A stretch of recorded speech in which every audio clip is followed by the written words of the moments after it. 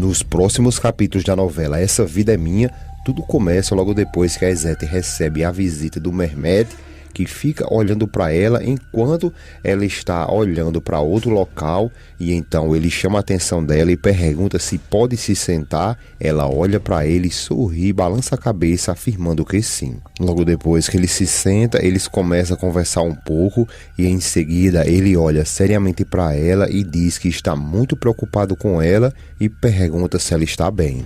Ezete, por sua vez, ela balança a cabeça, abre um sorriso meio desconsolada e diz a ele que sim, que está muito bem, mas claramente dá para notar que ela não está não. Ele fica um tempo em silêncio, depois diz a ela que ela então está se recordando do seu pai, né? Então ela diz que sim, que está se recordando dele e que estava também se lembrando que ele estava morto para ela, mas acreditava que isso não era certo e que também estava pensando ali que os problemas com os pais parecem nunca acabar, mesmo com tantos anos se passando. Ela então começa a dizer a ele que o pai dela foi muito ruim para ela, praticamente ele levou à morte, roubou sua filha, fez tudo o que é de mais ruim nessa terra contra ela, e mesmo assim, depois de tanto tempo, ela não conseguiu ainda superar tudo isso. Mehmet, por sua vez, fica muito triste por ela e diz que gostaria muito de conseguir apagar esse passado da mente dela. Ela fica ali olhando e ele diz que mesmo assim, nem com todo o dinheiro que existe no mundo,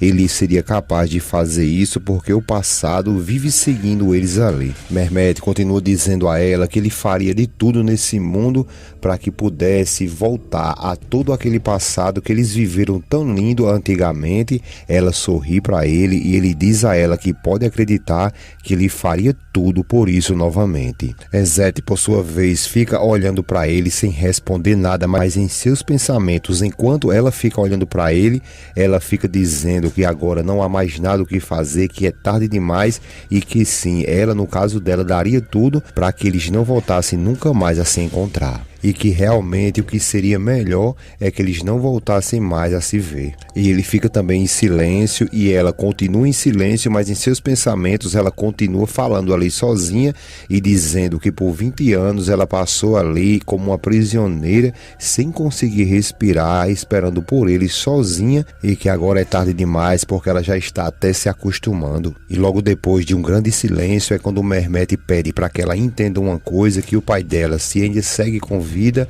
é bom ela ficar sabendo que ele só não bagunçou a vida dela, mas que também a vida dele. Ele fica olhando para ela olhando para ele, e logo em seguida ele, muito amargurado, se levanta e vai embora. Pessoal, antes de dar continuidade aqui, eu tinha feito uma pergunta para vocês no vídeo anterior e fiquei um pouco na dúvida, porque parece que deu aqui um empate técnico e eu fiquei sem entender um pouco, mas eu vou retornar essa pergunta e saber de vocês. Quem vocês acham na realidade que é a pior aí? A Nuran, Sakine, Efsu ou a Mucela? Deixa aí o teu comentário, também do teu nome e a cidade de onde você nos assiste, porque é um prazer dia após dia estar aqui te conhecendo também, tá bom? E não esquece de deixar o seu gostei se você quer ver a Efsu, principalmente ela, pagar por todos os seus erros que ela está agindo aí durante o decorrer dessa novela. Agradecemos a cada um de vocês. A Nuran percebe que alguém chegou, pergunta quem está por ali. Então é aí quando a Efsu entra, diz que é ela, e a Nuran, um pouco revoltada, pergunta o que foi aquilo, o que foi que aconteceu, que elas estavam em uma conversa e, feito uma louca, do nada ela desligou o telefone em sua cara. A Efsu pede a ela que se acalme, que solte tudo aquilo ali, que elas precisam conversar. Então a Nuran faz exatamente o que ela pediu e depois pergunta a ela o que foi que aconteceu. A Efsu diz que tem que falar algo com ela, mas que espera muito que ela não fique com raiva dela. A Nuran fica muito preocupada, pergunta a ela o que foi que aconteceu e o porquê que ela não está querendo que ela fique ali com raiva. A Efsu diz que é porque Robocop entrou em contato com ela e diz que quer falar com ela, e a Nuran fica ainda mais perdida e pergunta o que é que ele está falando sobre Robocop, porque ela não está entendendo nada do que ele está querendo dizer. A Efsu diz que é o Ismael e que ela foi falar com ele, então a Nuran nem deixa ela terminar de falar e começa a se revoltar e diz que ela mesmo tinha prometido prometido para ela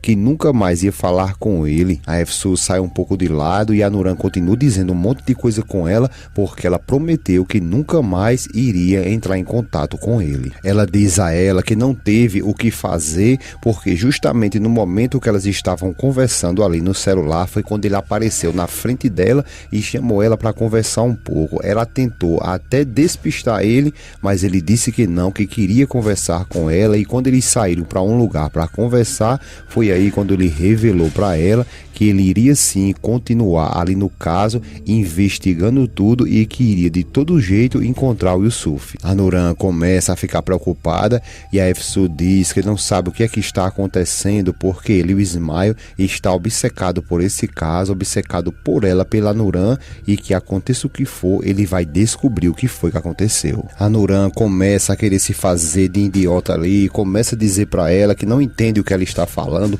sai um pouco de lado, depois ela fala que não sabe mais o que fazer e o porquê que esse policial está querendo fazer isso com ela, e fala para Efsu que essa culpa é toda dela e que se ela queria casar com o policial, aí está o policial dela, e fica se perguntando e questionando a Efsu o que é que ela deveria fazer com ela, se era enviar ela até onde está o Yusuf. Efsu fica calada e a Nuran continua questionando ela, perguntando o que é que ela deveria fazer com ela, porque essa culpa toda ali é dela mesma, e a Efsu em silêncio dá uma cochichada na realidade e diz que ela não está entendendo nada. A Nuran diz que por lá ela mesma vai se enterrar e que vai se enterrar ao lado do Yusuf e que jamais ela iria permitir acontecer outra coisa e que essa é a coisa certa a se fazer. A Efsu, por sua vez, fica olhando ela um pouco estranho, sem entender o que ela está querendo falar. Efsu, por sua vez, sente pena dela, se levanta, tenta até tocar nela,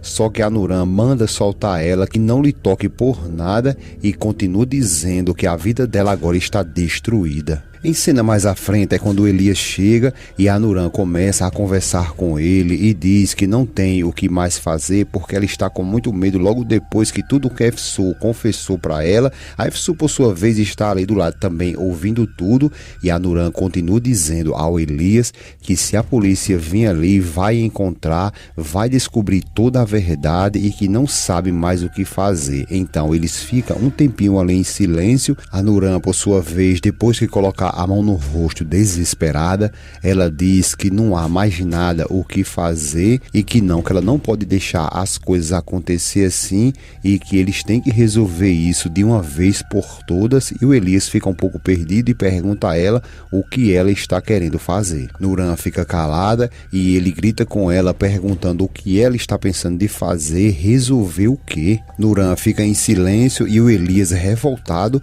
pergunta a ela o que então eles vão ter que fazer e questiona ela fortemente se ela acha mesmo que a uma altura dessa tem alguma coisa ali para ser feito. Ela diz que sim, que é claro que sim, que há o que fazer, se ajoelha próximo dele e diz que falou várias vezes ali, mas que ninguém quer ouvir ela. Ela continua dizendo que só porque eles estão vivendo ali com a Sakine, eles deixaram isso aí, tudo isso aí inconcluso, mas que agora ela sabe sim o que eles devem fazer. Ele fica olhando para ela, então a Nuran continua dizendo que a melhor forma de fazer é tirar o Yusuf da tumba e colocar em algum lugar que eles possam encontrar, e só dessa forma eles podem ficar livres porque não há outra coisa a se fazer. A Efsu chega a regalar os olhos dela para eles dois, sem saber também o que falar, então a Nuran continua dizendo que eles têm que fazer isso imediatamente. Elias diz a ela que não pode ser, que eles não podem fazer isso, e pergunta a ela